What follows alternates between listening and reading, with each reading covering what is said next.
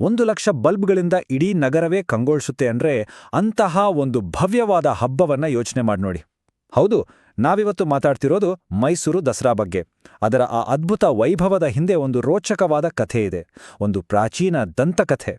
ಇದು ಬರೀ ಕಥೆಯಲ್ಲ, ಇವತ್ತಿನ ಆಧುನಿಕ ಜಗತ್ತಲ್ಲೂ ಅದರ ಪ್ರಭಾವ ಕಾಣುತ್ತೆ. ಅಂತಹ ಒಂದು ಮಹಾಯುದ್ಧದ ಕಥೆ ಇದು. ಹಾಗಾದ್ರೆ ಈ ಕಣ್ಣುಕುಕ್ಕೋ ದೃಶ್ಯದ ಹಿಂದಿರೋ ರಹಸ್ಯವಾದ್ರೂ ಏನು? ಇದು ಸುಮ್ಮನೆ ಒಂದು ಸಂಭ್ರಮ ಅಷ್ಟೇ ಅಲ್ಲ. ಇದರ ಹಿಂದೆ ಇಡೀ ಬ್ರಹ್ಮಾಂಡದ ಭವಿಷ್ಯವನ್ನೇ ನಿರ್ಧರಿಸಿದ ಒಂದು ಮಹಾಯುದ್ಧದ ನೆನಪಿದೆ. ಬನ್ನಿ, ಈ ಪ್ರತಿಯೊಂದು ಬೆಳಕಿನ ಹಿಂದಿರುವ ಆ ಕಥೆಯನ್ನ ತಿಳ್ಕೊಳ್ಳೋಕೆ ನಾವು ಇತಿಹಾಸದ ಪುಟಗಳನ್ನ ಸ್ವಲ್ಪ ಹಿಂದಕ್ಕೆ ತಿರುಗಿಸೋಣ. ಅಬ್ಬಾ, ಮೈಸೂರು ದಸರಾ ಅಂದ್ರೆ ಅದು ಕಣ್ಣಿಗೆ, ಕಿವಿಗೆ, ಮನಸ್ಸಿಗೆ ಎಲ್ಲದಕ್ಕೂ ಒಂದು ಹಬ್ಬನೇ ಸರಿ. ಒಂದು ಕಡೆ ಗಾಂಭೀರ್ಯದಿಂದ ಹೆಜ್ಜೆ ಹಾಕೋ ಆನೆಗಳ ಜಂಬೂ ಸವಾರಿ, ಇನ್ನೊಂದು ಕಡೆ ಆ ಕುಸ್ತಿಪಟುಗಳ ಶಕ್ತಿ, ಆ ಮೈ ನವಿರೇಳಿಸೋ ಶಾಸ್ತ್ರೀಯ ಸಂಗೀತದ ಸ್ವರಗಳು, ಏನ್ ಹೇಳೋದು. ಇಲ್ ಕಾಣೋ ಪ್ರತಿಯೊಂದು ಸಂಭ್ರಮದ ಹಿಂದೆ ಒಂದು ದೊಡ್ಡ ಕಥೆಯ ಎಳೆ ಇದೆ. ಆದ್ರೆ ಈ ಬೆಳಕೆಲ್ಲ ಬರೋಕ್ಕೂ ಮುಂಚೆ ಕತ್ತಲಿತ್ತು. ಅದು ಸಾಮಾನ್ಯ ಕತ್ತಲ್ಲ, ಇಡೀ ವಿಶ್ವವನ್ನೇ ಆವರಿಸ್ಕೊಳ್ಳೋ ತರದ ಒಂದು ಭಯಂಕರ ಕತ್ತಲೆ. ಹೌದು, ನಮ್ಮ ಈ ಕತೆ ಶುರುವಾಗೋದೇ ಅಲ್ಲಿಂದ, ಒಬ್ಬ ರಾಕ್ಷಸ ರಾಜನ ಆಳ್ವಿಕೆಯ ಕಾಲದಿಂದ. ಆ ರಾಕ್ಷಸ ರಾಜನೇ ಮಹಿಷಾಸುರ. ಅಧಿಕಾರಕ್ಕಾಗಿ ಎಂಥ ಕೆಲ್ಸಕ್ಕೂ ಸೈ ಅನ್ನೋ ಎಮ್ಮೆ ರೂಪದ ರಾಕ್ಷಸ. ಮಹಿಷ ಅಂದ್ರೆ ಎಮ್ಮೆ. ಅವನಿಗಿಷ್ಟ ಬಂದ ಹಾಗೆ ರೂಪ ಬದಲಿಸೋ ಶಕ್ತಿ ಇತ್ತು. ಇದನ್ನೇ ಬಳಸಿ ಅವನು ದೇವತೆಗಳನ್ನ, ಮನುಷ್ಯರನ್ನ, ಎಲ್ಲರನ್ನೂ ಭಯದಲ್ಲಿ ಮುಳುಗಿಸಿದ್ದ. ಆದ್ರೆ ಗೊತ್ತಾ, ಅವನ ನಿಜವಾದ ಅಸ್ತ್ರ ಅವನ ಶಕ್ತಿಗಿಂತ ಹೆಚ್ಚಾಗಿ ಅವನ ಕುತಂತ್ರವೇ ಆಗಿತ್ತು. ವರ್ಷಗಟ್ಲೆ ಕಠಿಣ ತಪಸ್ಸು ಮಾಡಿ ಮಹಿಷಾಸುರ ಸೃಷ್ಟಿಕರ್ತ ಬ್ರಹ್ಮನಿಂದಲೇ ಒಂದು ವರ ಪಡ್ಕೊಂಡಿದ್ದ. ಯಾವ ಗಂಡ್ಸಾಗ್ಲಿ, ಯಾವ ದೇವರಾಗ್ಲಿ ತನ್ಗೆ ಸಾವನ್ನ ತರಬಾರ್ದು ಅನ್ನೋ ವರ ಅದು. ಅಂದ್ರೆ ತಾನೊಂಥರ ಅಜೇಯ ಅಂಟ್ಲೇ ಅವನು ನಂಬಿದ್ದ. ಆದ್ರೆ ಅವನ ಆ ಅಹಂಕಾರದಲ್ಲೇ ಅವನು ದೊಡ್ಡ ತಪ್ಪು ಮಾಡಿಬಿಟ್ಟಿದ್ದ. ಅದೇ ಅವನ ಅಂತ್ಯಕ್ಕೆ ಕಾರಣವಾಗುವಂತಹ ತಪ್ಪು. ಅವನ ಪತನಕ್ಕೆ ಕಾರಣವಾಗಿದ್ದು ಮಹಿಳೆಯರ ಮೇಲಿದ್ದ ಅವನ ಆ ತಿರಸ್ಕಾರ. ಅವರನ್ನು ದುರ್ಬಲರು, ಏನೂ ಮಾಡೋಕ್ಕಾಗಲ್ಲ ಅಂತ ಅನ್ಕೊಂಡು ಮಹಿಷಾಸುರ ತನ್ನ ವರದಲ್ಲಿ ಅವರನ್ನ ಸೇರಿಸಲೇ ಇಲ್ಲ. ಅಹಂಕಾರದಿಂದ ಹುಟ್ಟಿದ ಆ ಒಂದು ಸಣ್ಣ ತಪ್ಪು ಅವನ ಹಣೆಬರಹವನ್ನೇ ಬದಲಾಯಿಸಲಿತ್ತು. ಮಹಿಷಾಸುರನ ಆ ಭಯೋತ್ಪಾದನೆ ಇಡೀ ಲೋಕಕ್ಕೆ ಹಬ್ಬುತ್ತಿದ್ದ ಹಾಗೆ ಸೋತು ಹತಾಶರಾದ ದೇವತೆಗಳು ಒಂದು ಕೊನೆಯ ಪ್ರಯತ್ನ ಮಾಡಿದರು. ಅವರ ಎಲ್ಲರ ಒಗ್ಗೂಡಿದ ಶಕ್ತಿಯಿಂದ ಆ ಅಜೇಯ ರಾಕ್ಷಸರಾಜನನ್ನು ಎದುರಿಸಬಲ್ಲ ಒಂದು ಹೊಸ ಶಕ್ತಿಯೇ ಹುಟ್ಕೊಂಡಿತು. ಬ್ರಹ್ಮ, ವಿಷ್ಣು, ಶಿವ ಈ 3 ದೇವರ ಕ್ರೋಧದ ದಿವ್ಯ ಅಗ್ನಿಯಿಂದ ಒಂದು ತೇಜೋಮಯ ಆಕೃತಿ ಹೊರಹೊಮ್ಮಿತು. ಅವಳೇ ದುರ್ಗೆ, ಯೋಧದೇವಿ. ಅವಳ ಅಸ್ತಿತ್ವವೇ ಕತ್ತಲೆಯ ವಿರುದ್ಧ ದೇವತೆಗಳೆಲ್ಲರೂ ಒಂದಾಗಿದ್ದಕ್ಕೆ ಸಂಕೇತವಾಗಿತ್ತು. ಸಿಂಹದ ಮೇಲೆ ಸವಾರಿ ಮಾಡ್ತಾ ತನ್ನ 18 ಕೈಗಳಲ್ಲಿ ದೇವತೆಗಳ ಅಸ್ತ್ರಗಳನ್ನ ಹಿಡಿದು ದುರ್ಗೆ ದೈವಿಕ ರೋಷದ ಸಾಕಾರ ರೂಪದಂತೆ ಕಂಡಳು. ಅವಳ ಉದ್ದೇಶ ಒಂದೇ, ಅದು ಅಚಲವಾಗಿತ್ತು: ಮಹಿಷಾಸುರನ ವಿನಾಶ ಮಾಡಿ ಬ್ರಹ್ಮಾಂಡದಲ್ಲಿ ಮತ್ತೆ ಸಮತೋಲನವನ್ನ ತರುವುದು. ಹೀಗೆ ಆ ಅಂತಿಮ ಹಣಹಣಿಗೆ ವೇದಿಕೆ ಸಿದ್ಧವಾಯಿತು.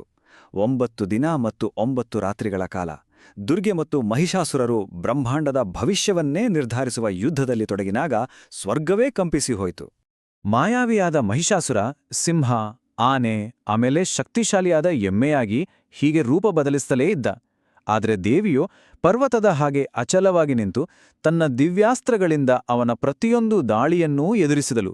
ಅವಳ ಸಂಕಲ್ಪ ಸ್ವಲ್ಪವೂ ಅಲುಗಾಡಲಿಲ್ಲ. ಆ 9 ದಿನಗಳ ಯುದ್ಧ ಈ ಒಂದು ನಿರ್ಣಾಯಕ ಕ್ಷಣಕ್ಕೆ ಬಂದು ನಿಂತಿತ್ತು. 10ನೇ ದಿನ ದೇವತೆ ಮತ್ತು ರಾಕ್ಷಸರು ತಮ್ಮ ಅಂತಿಮ ಮುಖಾಮುಖಿಗೆ ನಿಂತಾಗ ಇಡೀ ಜಗತ್ತಿನ ಭವಿಷ್ಯವೇ ತೂಗುಯಾಲಿಯಲ್ಲಿತ್ತು. ಕೊನೆಯ ಪ್ರಯತ್ನವಾಗಿ ಹತಾಶೆಯಿಂದ ಮಹಿಷಾಸುರ ತನ್ನ ನಿಜವಾದ ಎಮ್ಮೆಯ ರೂಪಕ್ಕೆ ಮರಳಿದ. ಅಷ್ಟೊತ್ತಿಗೆ ಕಾಲ ಮಿಂಚೋಗಿತ್ತು. ಒಂದು ಸಿಂಹ ಗರ್ಜನೆಯೊಂದಿಗೆ ದುರ್ಗೆ ತನ್ನ ತ್ರಿಶೂಲವನ್ನು ನೇರವಾಗಿ ಅವನ ಹೃದಯಕ್ಕೆ ಇರಿದು ಅವನ ಭಯೋತ್ಪಾದಕ ಆಳ್ವಿಕೆಯನ್ನು ಶಾಶ್ವತವಾಗಿ ಕೊನೆಗೊಳಿಸಿದ್ಲು. ಆ ಅಂತಿಮ ವಿಜಯದೊಂದಿಗೆ ದುರ್ಗೆಗೆ ಮಹಿಷಾಸುರ ಮರ್ದಿನಿ ಅಂದ್ರೆ ಮಹಿಷಾಸುರನನ್ನು ಸಂಹರಿಸಿದವಳು ಅನ್ನೋ ಬಿರುದು ಬಂತು. ಕೆಡುಕಿನ ಮೇಲೆ ಒಳ್ಳೆಯದು ಸಾಧಿಸಿದ ವಿಜಯದ ಸಂಕೇತವಾಗಿ ಈ ಹೆಸರು ಶಾಶ್ವತವಾಗಿ ಉಳಿಯಿತು. ಇದೇ ಕಾರಣಕ್ಕೆ ಆ 10ನೇ ದಿನವನ್ನ ನಾವೆಲ್ಲರೂ ವಿಜಯದಶಮಿ ಅಥವಾ ವಿಜಯದ ದಿನ ಅಂತ ಸಂಭ್ರಮದಿಂದ ಆಚರಿಸ್ತೇವೆ. ಎಷ್ಟೇ ಕತ್ತಲೆ ಇದ್ರೂ ಕೊನೆಗೆ ಬೆಳಕು ಖಂಡಿತವಾಗಿಯೂ ಗೆಲ್ಲುತ್ತೆ ಅನ್ನೋದನ್ನ ನೆನಪಿಸೋ ದಿನ ಇದು. ಆದ್ರೆ ಈ ಕಥೆ ಬರೀ ಪ್ರಾಚೀನ ಪುರಾಣದ ಪುಟಗಳಿಗೆ ಸೀಮಿತವಾಗಿಲ್ಲ. ಅದು ಇವತ್ತಿಗೂ ಜೀವಂತವಾಗಿದೆ ಈ ಮಹಾಕಥೆಯಿಂದಲೇ ರೂಪುಗೊಂಡಿರೋ ಮೈಸೂರಿನ ಹೃದಯದಲ್ಲಿ. ಒಂದು ಇಂಟ್ರೆಸ್ಟಿಂಗ್ ವಿಷಯ ಗೊತ್ತಾ? ಮೈಸೂರು ಅನ್ನೋ ಹೆಸರು ಮಹಿಷಾಸುರನಿಂದಲೇ ಬಂದಿರೋದು.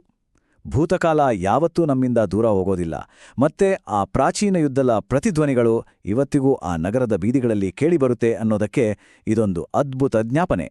ಮೈಸೂರು ದಸರಾ ಸಂಪ್ರದಾಯವೇ ಒಂದು ದೊಡ್ಡ ಕಥೆ. ಇದು ಮಹಾನ್ ವಿಜಯನಗರ ಸಾಮ್ರಾಜ್ಯದಲ್ಲಿ ಶುರುವಾಗಿ ಆ ಸಾಮ್ರಾಜ್ಯದ ಪತನದ ನಂತರ ಒಡೆಯರ್ರಿಂದ ಮುಂದುವರಿಯಿತು. ಇದು ತಲೆಮಾರುಗಳಿಂದ ಹರಿದು ಬಂದಿರುವ ಒಂದು ಪರಂಪರೆ. ಆ ಪ್ರಾಚೀನ ಕಥೆಯ ಶಾಶ್ವತ ಶಕ್ತಿಗೆ ಇದೊಂದು ಜೀವಂತ ಸಾಕ್ಷಿ. ಹಾಗಾಗಿ ಮುಂದಿನ ಸಲ ಜಂಬೂ ಸವಾರಿ ನೋಡುವಾಗ ಅದು ಬರೀ ಒಂದು ಮೆರವಣಿಗೆಯಲ್ಲ, ಅದು ದುರ್ಗೆಯ ವಿಜಯಯಾತ್ರೆಯ ಪುನರಾವರ್ತನೆ ಅಂತ ನೆನ್ಪಿಟ್ಕೊಳ್ಳಿ.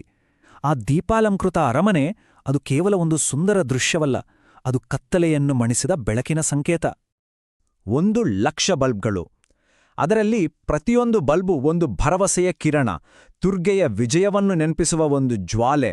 ಇವೆಲ್ಲ ಒಟ್ಟಾಗಿ ಮೈಸೂರು ಅರಮನೆಯನ್ನು ಒಂದು ದೀಪಸ್ತಂಭದ ಹಾಗೆ ಮಾಡುತ್ತವೆ, ಒಳ್ಳೆಯತನದ ಶಾಶ್ವತ ಶಕ್ತಿಗೆ ಸಾಕ್ಷಿಯಾಗಿ ನಿಲ್ಲುತ್ತವೆ.